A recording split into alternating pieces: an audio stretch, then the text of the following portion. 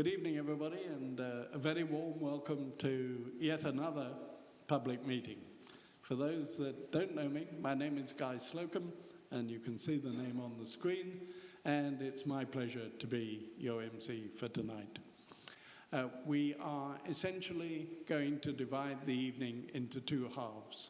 After a few introductory remarks from me, then I will pass the microphone to our founder and leader, Michael Jacob, and when he's finished, we will hear from the candidate we have for the forthcoming by-election. I say forthcoming by-election because, of course, the opportunity to vote exists right now. And I'm delighted as we move into the meeting to welcome our online viewers. Thank you for tuning in to us. You're very welcome, and we hope you get some value from the meeting. So one quick comment before I introduce our first speaker, and that is that we are here, of course, to tell you about us. But we also want to hear from you. We want to hear what you like, we want to hear what you don't like, and we want to hear any ideas that you have that we should adopt. We're proud to say we are the listening party, and we want to listen to what you have to tell us. So if you hear something from the speakers that you like, don't be afraid to give them a clap. If you don't like what you hear, stick your hand up and tell us why you don't like it and what your alternative view would be, because we're interested to find out. So, without more ado, let me introduce the man without his idea, vision, and support, the party would never have got off the ground. Please welcome Mr. Michael Jacob.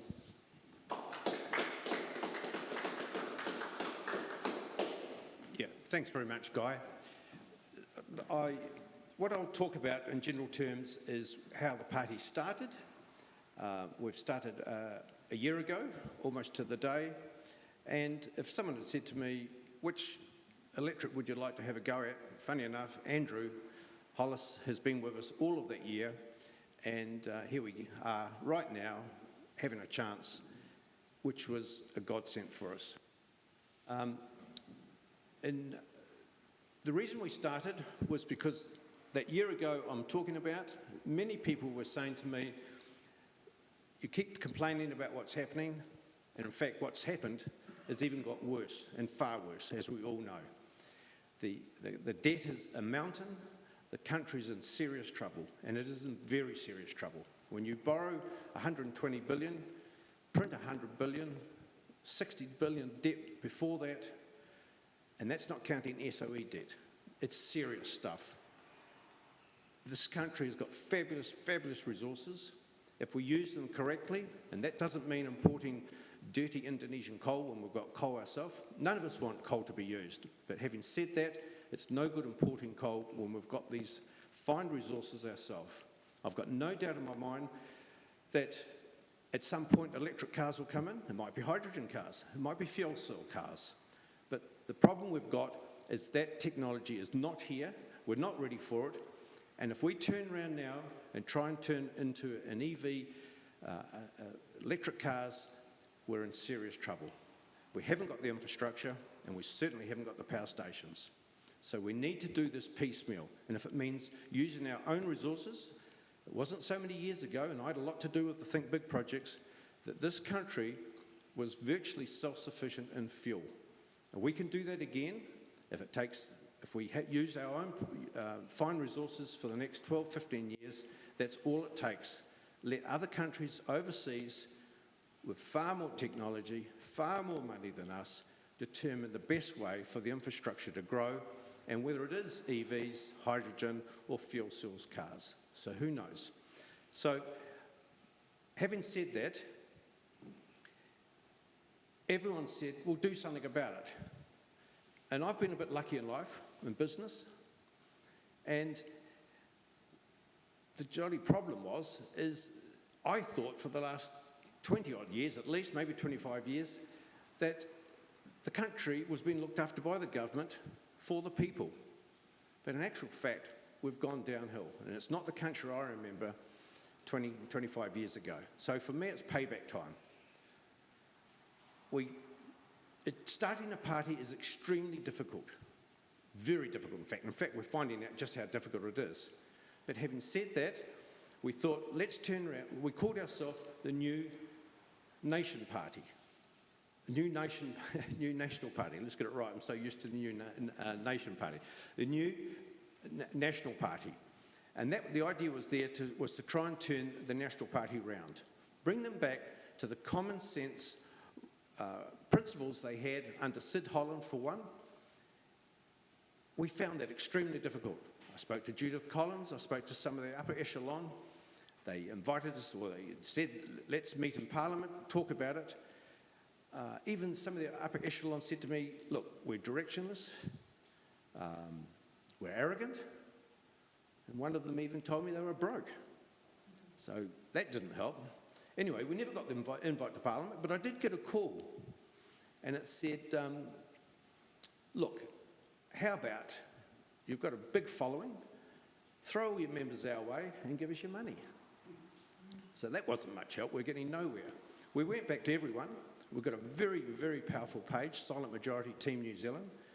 1.5 million hits on that site in a year, and that's separate IP addresses. So that's how powerful it is. We went back to everyone. What did we do? Everyone said, start on your own. Take the AL off, national, and hence the New Nation Party. And that's where we are now. There's the Sid Holland principles in which we want to see brought back. It's safeguarding individual rights, privilege of ownership, state control out of business, and that's exactly what we've got now. And the shame of it is, we've got a weak opposition that in many respects have done joint ventures, bipartisan agreements with Labor, and even Active agreed to do these agreements together. It's well out of order, and it can't continue.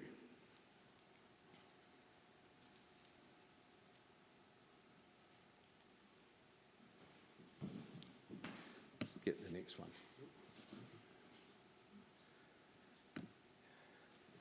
Okay,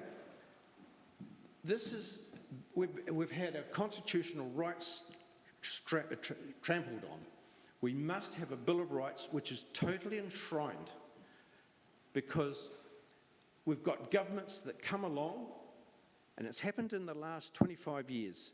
They've come along, trampled on our rights, this government in particular, and it can't continue to happen. Now, here's a little girl. In fact, it's my granddaughter, and that's what I'm here for. I'm here for your children and our grandchildren. She's saying, it's save our country for our future. Now, there's three things I know, and that's I want to help with the up-and-coming generation, and I'll go on to that a bit further on. I know a lot about the power situation in New Zealand that can be sorted, and I know exactly how to sort the power situation in New Zealand for the good of the people. And I'm quite happy to have my theory peer-reviewed. However, I'm not going to tell you how to do it, because someone will also just copy. And plenty of our other parties have been copying our policies. Right. Now, when I talk about the up-and-coming generation and the children coming up through the ranks, there's one of our grandsons. And our family's had serious problems with gangs and such like. And for that very reason, this fine chap here, Dre Jacob, we had him since he was 6 months old. And that's all because of the gangs got involved with our family, and we took the children back. And there he is at the Tokyo Olympics. You can see there's no one in the stands. He's there, and he's been over there installing diesel generators, 26 kilometres of cable, a fine young guy, 25 years of age. They were so pleased with him, they sent him to China for the Winter Olympics. He's finished them, and now he's in Glastonbury in the UK doing the same again. And that's what we can do. Everyone in New Zealand must have an opportunity to improve themselves. Not everyone is university material, and I'm one of 6. And my dad said, you guys are not university material, you're going to do a trade.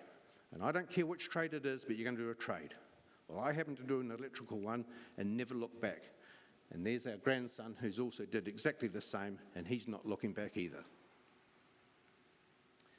Right, now there's a map of New Zealand, and the reason we've got that there is because in the industry I'm in, we're trying to build factories. There's a shortage of material.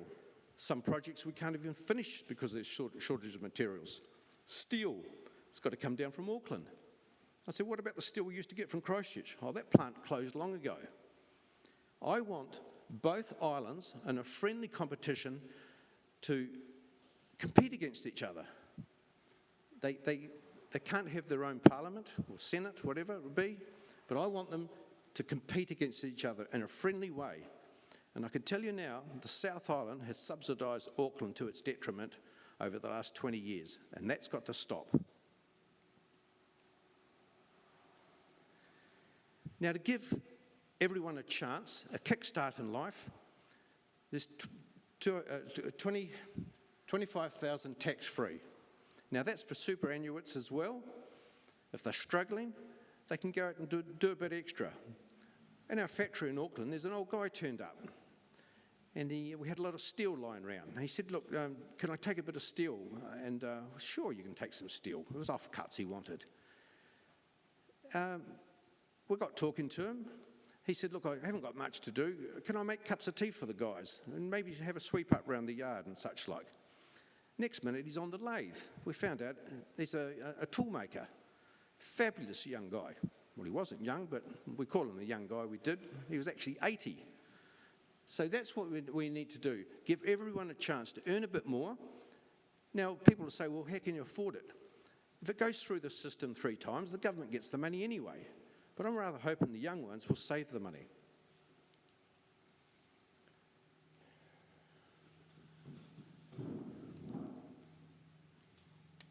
Right, the next one.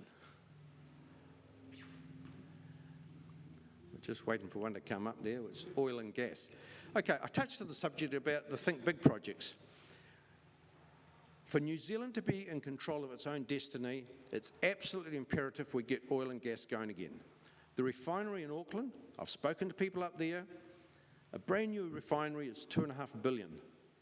And that's the latest type of refinery. We don't need to do that.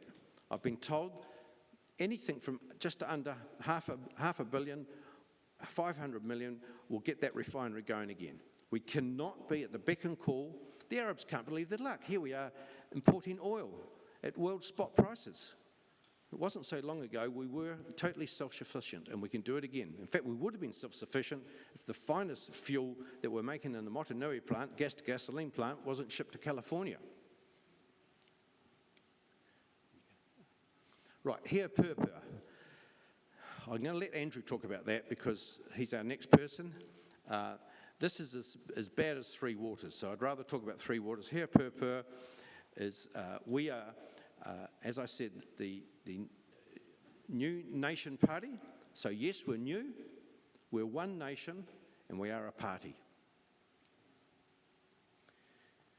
Three Waters. Now, I know a bit about Three Waters, especially in particular here in Tauranga. Our company supplied some equipment to your Three Waters. You've got fabulous water here. I can tell you how good the waters are, even in the Hutt Valley. I've had the water tested. We're using the water to take the salt water off the insulators on the high transmission lines, 230,000 volt transmission lines up the coast. They tested the water. We tested it at the fire hose at our facility, and they could tell the lint in the hose. We put the stand in the road because we own the hydrant of the road. They tested the water, and they said, unbelievable, this water is comparable to the best water in the world we tested, and that was in the highlands of Papua New Guinea. Now, I have no doubt there is areas in which we need to spend money, Wellington for one, Auckland for another. In fact, the money is being spent now. But I've never done a deal, and I reckon I've done about 1,000 deals around the world in my company, but I've never done a deal for 8 cents in the dollar. It's a scam, and it cannot continue. John Key sold half our power stations, 49%. I railed against that, and look what's happened. Look at the price.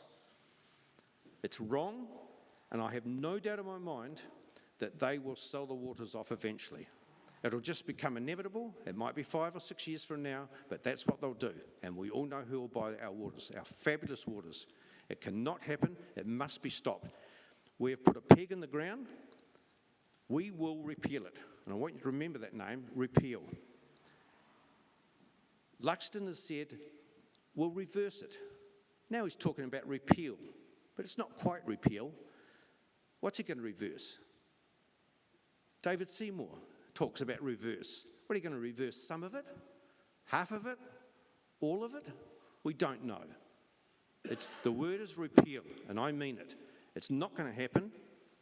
And if it does happen, and I've got every chance it will happen, we will, in 2023, the first, in 2024, the first hearing in Parliament, if we're part of the government, and I've got no doubt we will be, the first on the agenda will be the repealing of 3 waters.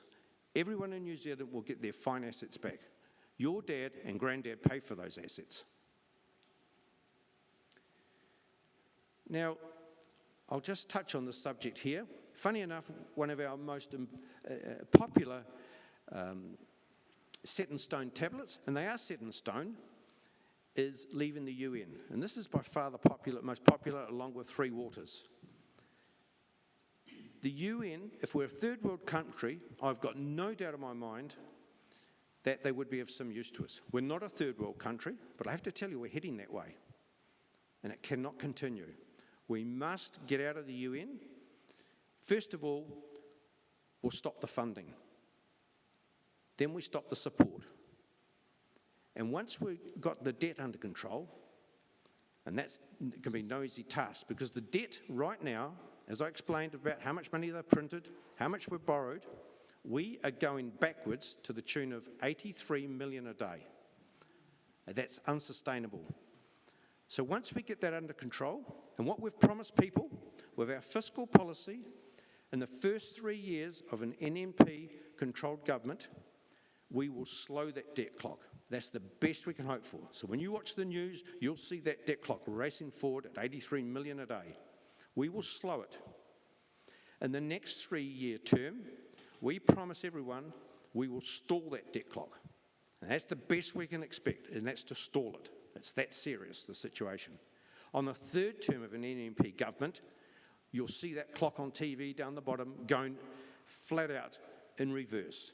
The debt will be paid off, we'll be in control of our own destiny, and that's where we need to be. That way we can do without the UN and the World Bank, because at the moment they're telling us what we're doing and how to do it. And it's not good enough. For a country of 5 million people and our finest resources, we can do far better, and we will.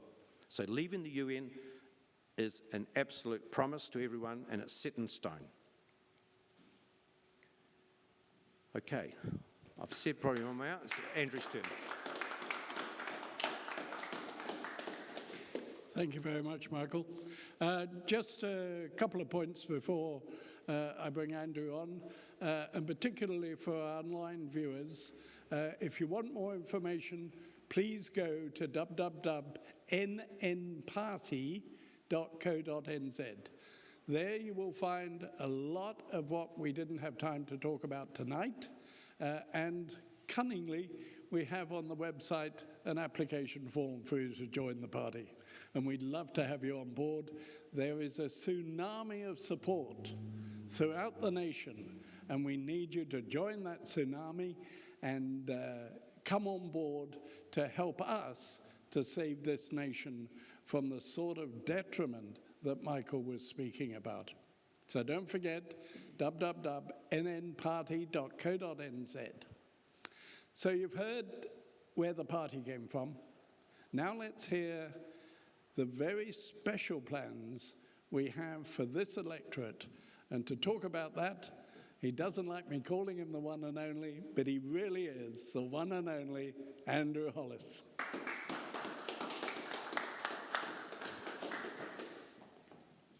Still haven't quite got used to it. Please forgive my voice. I'm a little bit croaky for the last 10 days now, and all the speaking and talking and it's taking its toll. Look, one of the questions I get asked is, why am I running? But I think a more important one is, why choose me? In my opinion, it comes down to three things. One is I'm born and bred. So I am a true Tauranga local, one of about, I don't know, a dozen of us that are left. And I went to my first schools here. I went through college here. I even studied this area in my field thesis for my master's degree. So Tauranga has got a special place in my heart. The second thing is that I've got an enormous knowledge of the local issues. I was a member of the Tauranga Council, and I was elected to prevent irresponsible spending.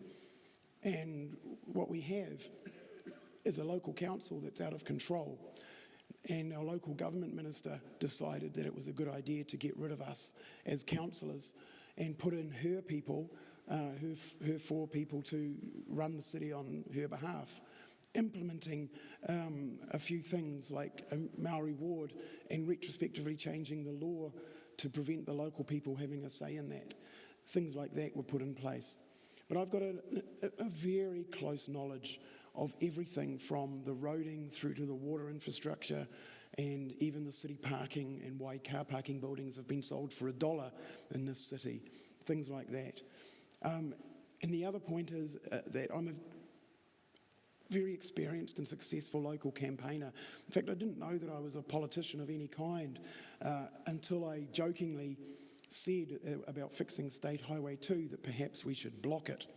And some of the locals in Te Puna called my bluff and asked me to host a meeting. So we hosted a meeting that I expected maybe 20 or 30 people to turn up, and instead we had more than 300 people show who got behind me, and we started a campaign called Fix the Bloody Road.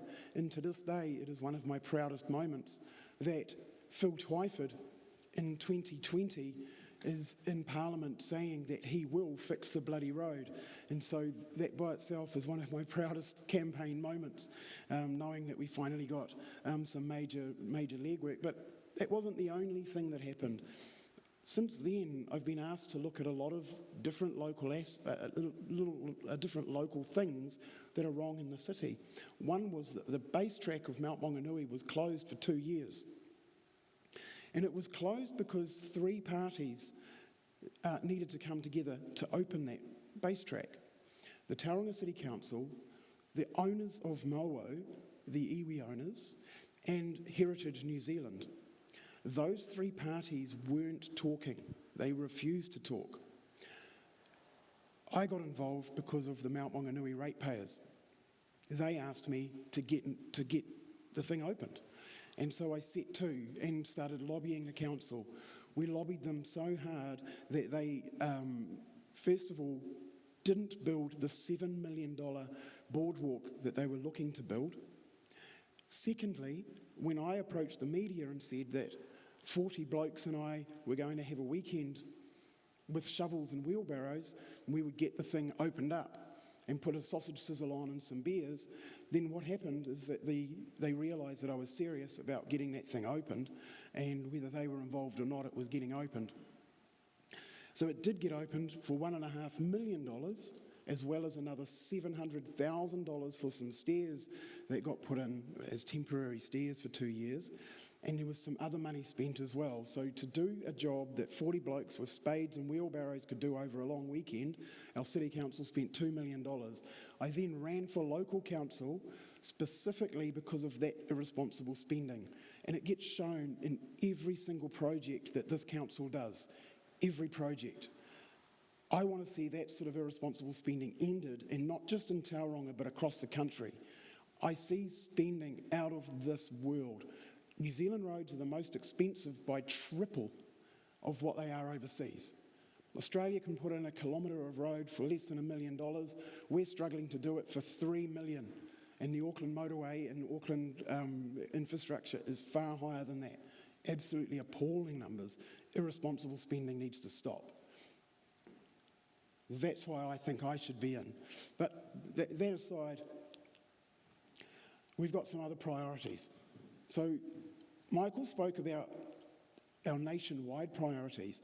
I want to have a quick talk about some and how they're affecting the local people in Tauranga here. And the first one is Three Waters. Tauranga's got nearly $1.5 billion worth of water infrastructure.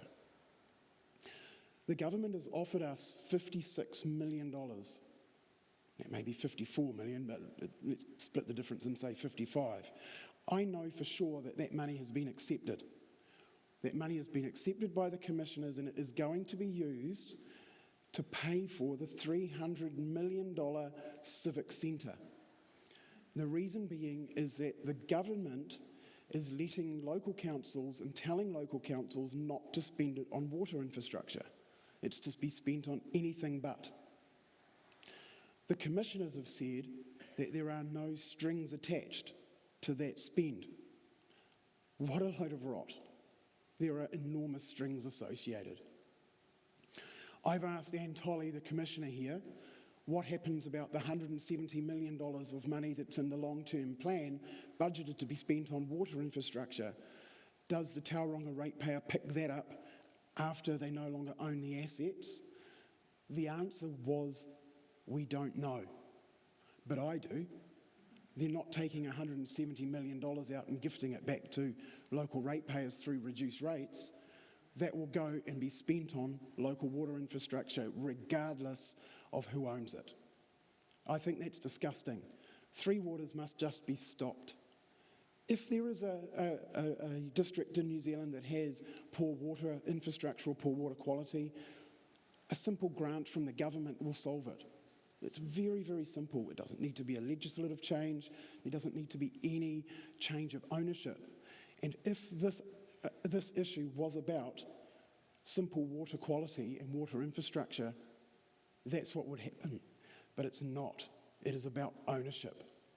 It is about the local ratepayers no longer owning that asset. And that asset across New Zealand is somewhat more than $15 billion. I think Auckland has got something in the order of $12 billion worth of asset on their own, and they're going to be expected to fund the whole of Northland. So the Auckland ratepayer will be funding Northland ratepayers' water infrastructure once this goes through. Absolutely atrocious and unnecessary. So we are looking forward to repealing it. Locally here, we want to keep $1.5 billion worth of asset in our balance sheet. Hei Puapua itself, and this is one of the reasons why I'm running for the new nation, Hei Puapua was begun in 2010 by John Key when he sent Peter Sharples across to the UN to sign us up to the United Nations Declaration for the Rights of Indigenous People. And it's been followed on ever since, whether red or blue has been in. It makes no difference because the National Labour Coalition is going to push us down this same pathway. And it's got to be stopped. We are one nation, we are one people and one rule for all with the same equal opportunities for everyone to make the most of. Giving a group of people by an accident of ancestry, and in some cases hundreds of years ago, Stephen O'Regan would be a good example of that, is ludicrous. I'm about 1/8 Spanish, and I'm fairly confident that if I moved to Spain today, that I wouldn't get given a single thing that the Spanish do. In fact, I'm not even sure that I could buy land there. I think that the whole concept of Hei Puapua and creating co-governance and separatist agendas needs to be ended, and just ended. There is no middle ground.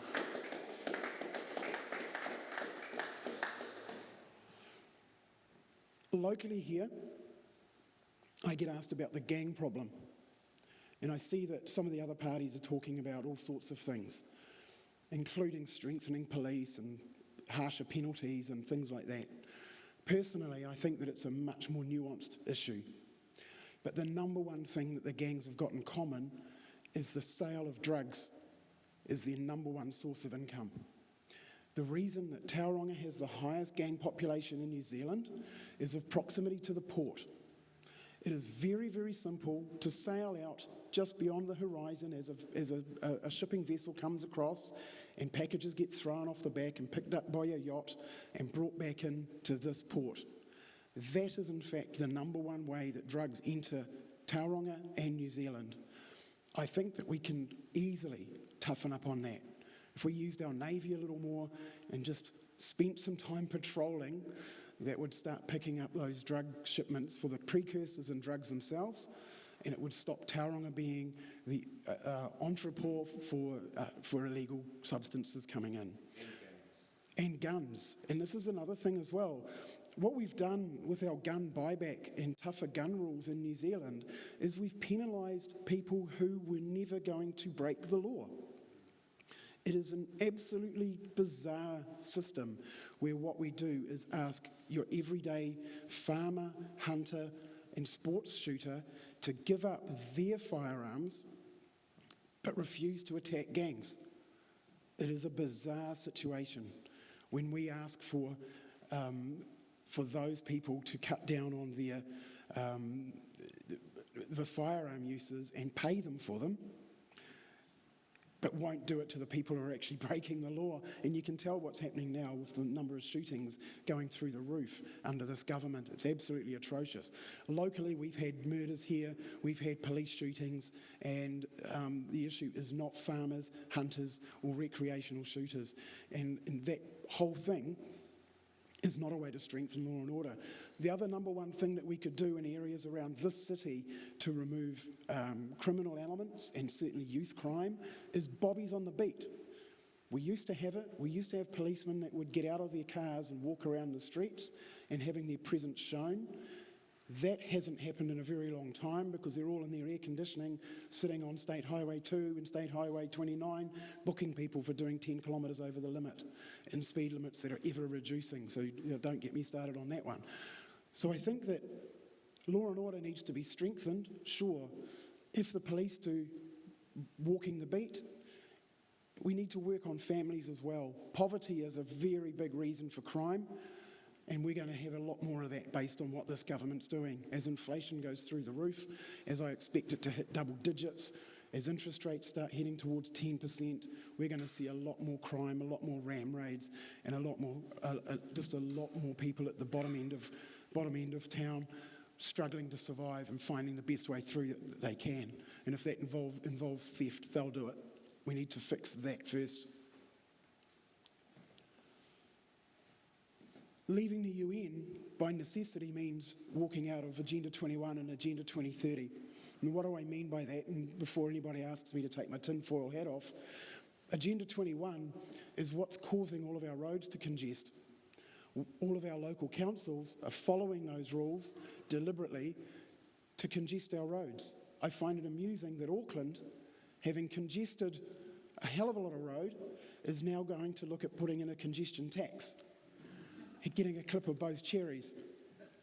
And I think that by itself is an absolutely appalling statement from local council there, our government and the NZTA. In fact, the NZTA is on record as saying that they are deliberately congesting our roads. There are newspaper articles from about 2020, if I remember, that NZTA talks specifically about that issue. Deliberately congesting our roads. They don't want us driving cars. What the right-thinking New Zealanders should do is take the bus or walk or take a bike. If those people saw how much rain falls in this city in a year, then they would know that the ludicrous statement of walking and cycling just doesn't work.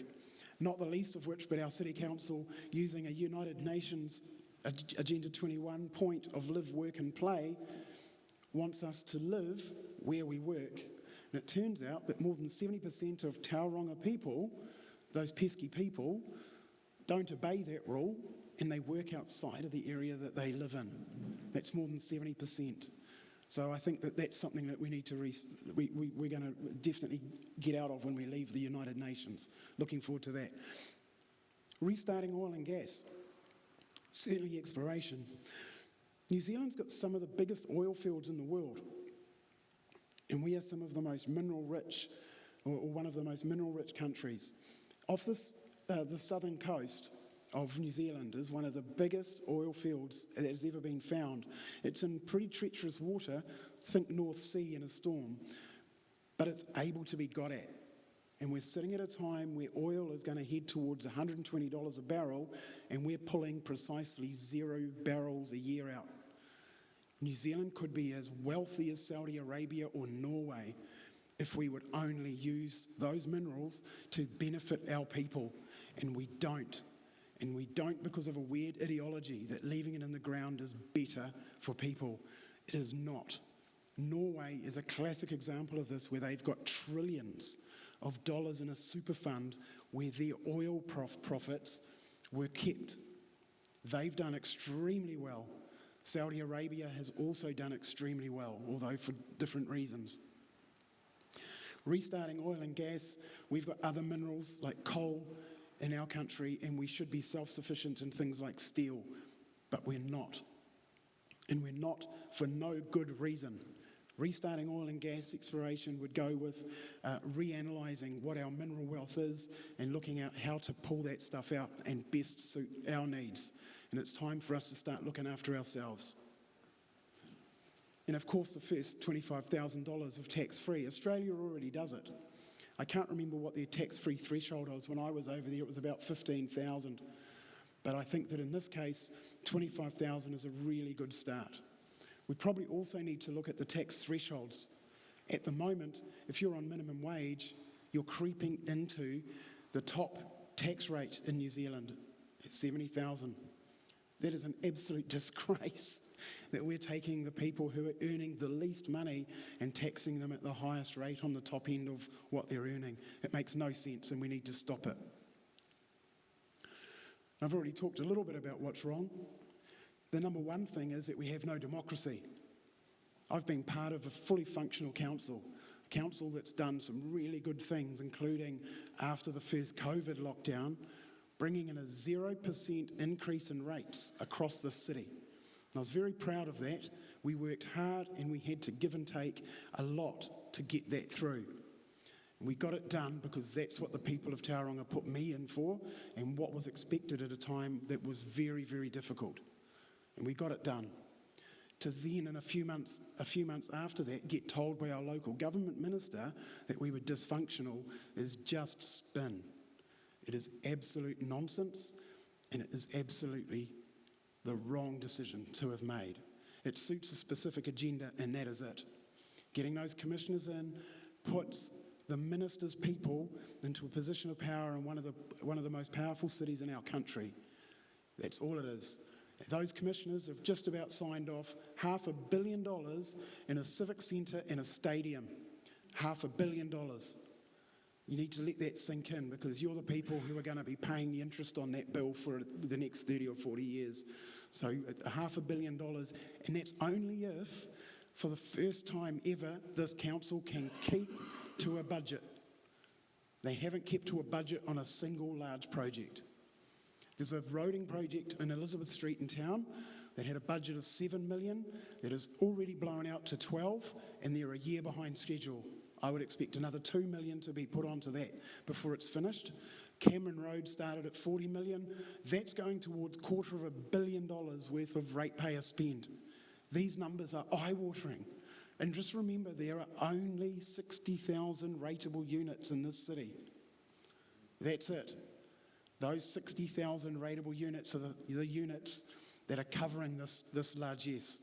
And that needs to stop. That's an enormous problem, a ridiculous spend, and it needs to be ended. And I think that post-June 18th, one of the first things I'll be lobbying the local government minister is to reinstate elections on the 22nd of October. You'll be unfortunate in that case because I won't be able to run for the mayoralty, but perhaps that's a good thing. This part of the evening, I generally leave open to the audience to ask me the curly questions. Ask me anything you like about what's going on and what we intend to do to repeal it. Repealing things already. What can we do in this city, or what are we as a party going to do in the nation? So if there's anyone in the audience with a question, feel free to throw it out.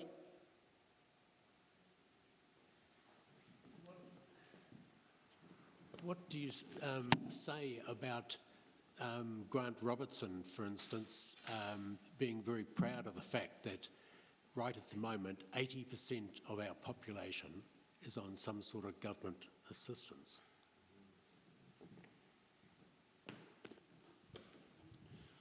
Well, only a communist would agree that that's a good thing. It is communism. As soon as we have people working to be given some form of gift from the government so that they can survive, if it's not communism, it's so close. We don't need their help. If they get out of our lives and just let us get on with it. New Zealanders are capable of feeding themselves and looking after themselves. If they're taking that much tax off us that we can afford to just give it back, just don't take it. I mean, the right answer is don't take it and let Kiwis make the decision on how to spend it. If you're going to gift it to them or gift it to us, it's an absolutely appalling state of affairs. So I would like to see New Zealanders take more responsibility, and that's the whole point of the $25,000 tax-free threshold. Leave it in your pockets. If you want to spend it, up to you. If you want to save it, up to you. And if you want to invest it in a business, that's up to you as well. I don't care if you print it out, get it out of a money machine and go and burn it on the beach. It doesn't bother me at all. It's your money. You get to do with it what you want. But to have a finance minister proud of the fact that he is instituting socialist policy is a disgusting state of affairs in this country.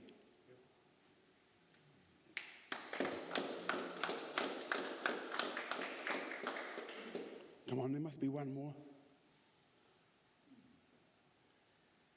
Oh, well, in that case... Oh, then thank you very much. Thanks very much, Andrew.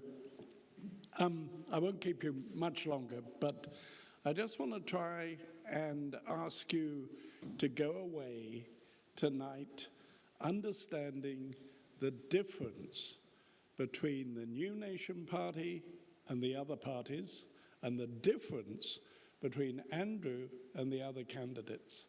And if I take that in reverse order, you've heard Andrew mention 3 areas in which he is an ideal candidate for this city. Contrast that with the others. 3 of them have flown in from outside. Okay, one of them actually moved here 12 months ago. Wonderful. The others came in just the other day, and they're talking about the fact that they know what's right for this city. Well, I ask you, decide which candidate is most appropriate to take your voice to the centre of government. As far as the party is concerned, every single other party was formed for people within that party to gain some sort of power. This is the only party that was never formed out of a desire for political power. You've heard from Michael that he initially tried to sort out the National Party. And only when they failed to respond in any responsible way did he and his original partners conclude that there was no option, if we were to lead New Zealand out of the misery that currently exists, there was no alternative but to form a new party of common sense to lead New Zealand into the land that it used to be. So do, as you spread the word and as you talk to your friends, do please concentrate on the differential between our party and the other parties, and between our candidate and the other candidates. And for those of you who have joined us online, I say the same thing. Do please visit our website, www.nnparty.co.nz. Have a look at the policies that we couldn't possibly cover in the time that was available tonight. See what resonates with you. Understand what our mission is. It is not to gain political power other than for the purposes of leading New Zealand back to the land it used to be. Let me leave you with that thought. Thank you for coming. Thank you for joining us online from across the nation. And remember, when we've got this by-election out of the way, we'll be coming to talk to you to get your support across the nation to do what we're doing here in this city. Thanks for coming. Thanks for listening. See you all again soon. Bye-bye for now.